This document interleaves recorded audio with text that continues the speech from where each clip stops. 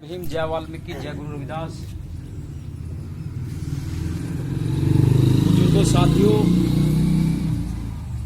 जैसा कि आप सभी ने बताया, पहले भी वक्ताओं ने कई बातें बता दी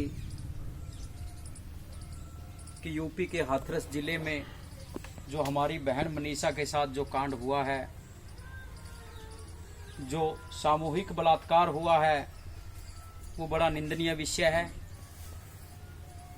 और आज हम उसी विषय को लेकर के, उसी मुद्दे को लेकर के हम सब यहाँ पर इकट्ठा हुए हैं, आप लोगों के बीच में पहुँचे हैं। बुजुर्गों, साथियों, उस बेटी का, उस बहन का आप लोगों को पता है कि कसूर क्या था। पता ना आपको कसूर क्या था उसका? सबसे पहले कसूर था कि वो गरीब की बेटी थी, दलित की बेटी थी। दूसरे नंबर पे उसका कसूर था कि वो लड़की थी। ठीक है जी, लड़की थी, ऊपर से गरीब की बच्ची थी। और जब उसके साथ इतने बड़े बड़े अत्याचार हुए, उसका शोषण करने के बावजूद जब दोषियों का मन नहीं भरा तो उसकी जीवा काट दी, उसके रीढ़ की हड्डी तोड़ दी, उसकी गर्दन तोड़ दी, हाथ पैरों को तोड़ दिया कि वो उन दरिंदों के नाम तक नहीं बता सके। ऐसा घृणित कार्य उन बदमाशों ने, देशद्रोहियों ने, समाज के गद्दारों ने हमारी बहन बेटी के साथ किया। और जब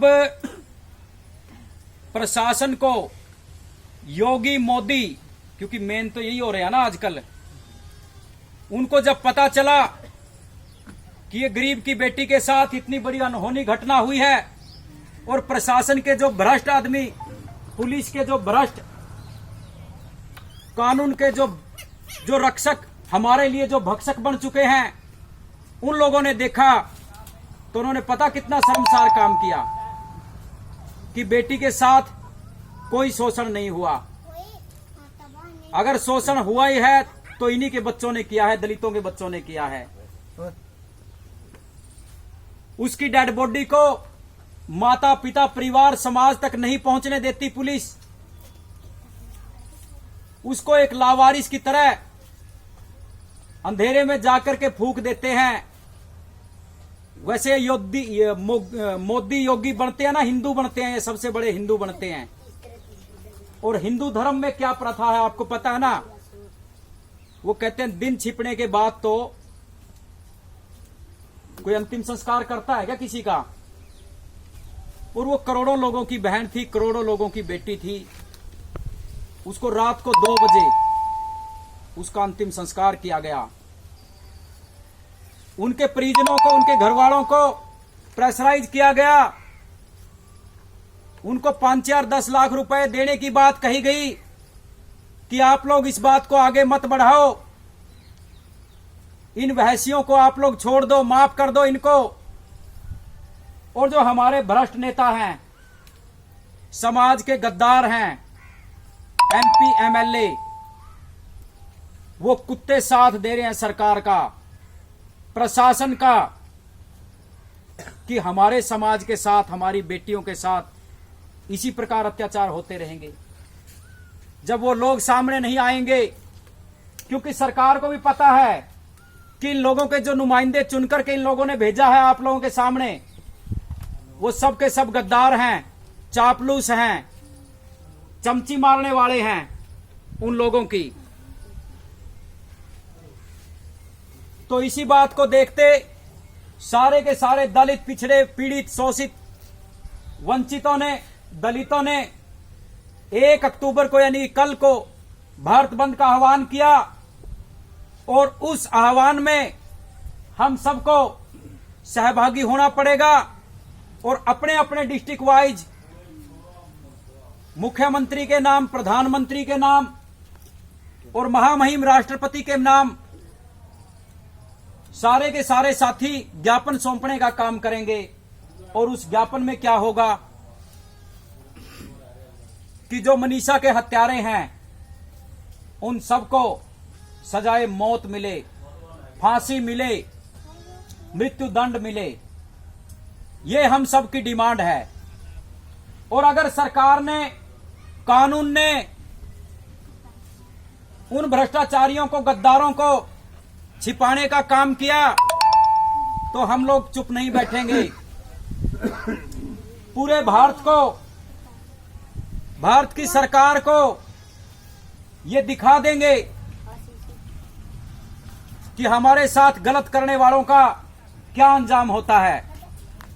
तो बुजुर्गों, साथियों, नौजवान दोस्तों, आप सब इस मैसेज को ज्यादा से ज्यादा संख्या में फॉरवर्ड कर दो, अपने साथियों को आगे, उनके साथियों को आगे, औरों को, हर आदमी तक आप लोग ये मैसेज पहुंचा दो और दिखा दो इन भ्रष्टाचारियों को।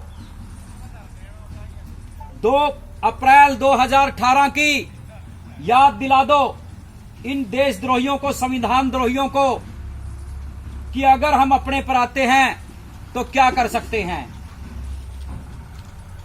तो इसी बात के चलते कल 1 अक्टूबर को कैथल के जौहर पार्क में सारे के सारे पीड़ित, वंचित, शोषित, गरीब किसान, सब सारे के सारे साथी मिलकर के इकट्ठे होंगे।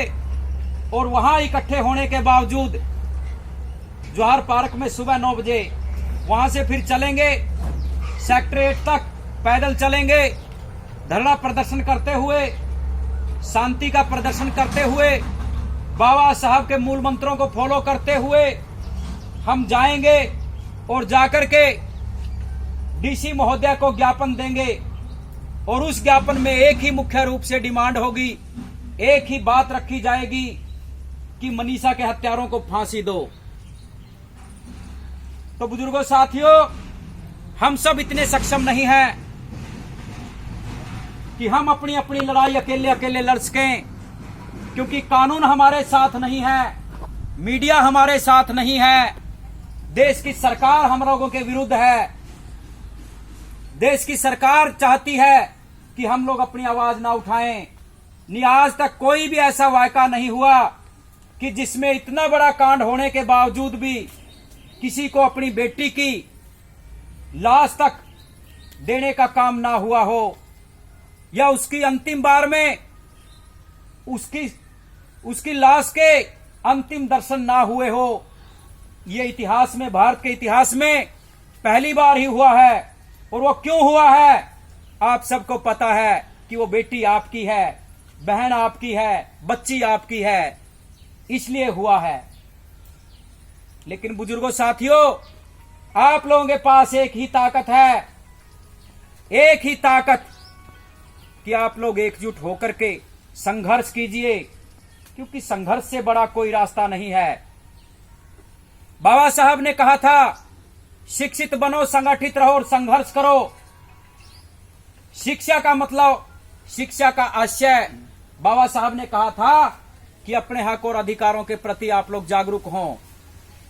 तो आप सबने संविधान का पालना करते हुए जागरूक होना है, एकजुट होना है और फिर संघर्ष करना है।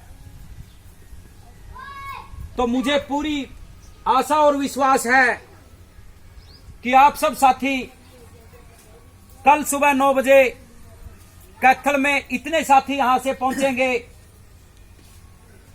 कि कैथल प्रशासन की भी और भारत सरकार की भी नींव हिल जाए और सरकार, सुप्रीम कोर्ट मजबूर हो जाए उन दोषियों को सजाए मौत देने के लिए। और आप सारे के सारे साथी इस बात का प्रण कर लें, आप लोग सारे के सारे, कि जब तक दोषियों को सजाए मौत नहीं मिलेगी तब तक हम लोग संघर्ष करते रहेंगे, एकजुट होकर के संघर्ष करते रहेंगे। चाहे उसके लिए हमें गिरफ्तारियां देनी पड़े, जान की कुर्बानी देनी पड़े, इन सब में हम पीछे नहीं हटेंगे। बुजुर्गों, साथियों, आप सभी ने मेरी बात को ध्यानपूर्वक सुना, इसके लिए आप सभी का बहुत बहुत धन्यवाद। मैं एक बार फिर आप लोगों से ये विनती और गुजारिश करता हूं कि आपके गांव से, आपके मोहल्ले से ऐसा एक भी घर ना हो कि जिस घर से कल कैथल के अंदर साथी ना जाएं। और आप सारे के सारे साथी अभी से, नौजवान दोस्तों, ये प्रण कर लो कि एक एक साथी 2000 लोगों तक एक मैसेज पहुंचाएगा। इस वीडियो को ज्यादा से ज्यादा शेयर, लाइक करेंगे कि हमारे सारे के सारे साथी जागरूक हो सकें। ये आप सबकी ड्यूटी है। तो बुजुर्गों, साथियों, इसी उम्मीद के साथ कि आप लोग कल ज्यादा से ज्यादा संख्या में सुबह 9 बजे कैथल के जवाहर पार्क में पहुंचकर अपनी एकता का परिचय देंगे। मैं आप सभी का एडवांस में ही धन्यवाद करता हूं और आप सभी ने मेरी बात को सुना, इसके लिए आप सभी का बहुत बहुत आभार, धन्यवाद। आप सभी को क्रांतिकारी जय भीम, जय वाल्मीकि, जय गुरु रविदास। नमस्कार। आश्वासन दो आप।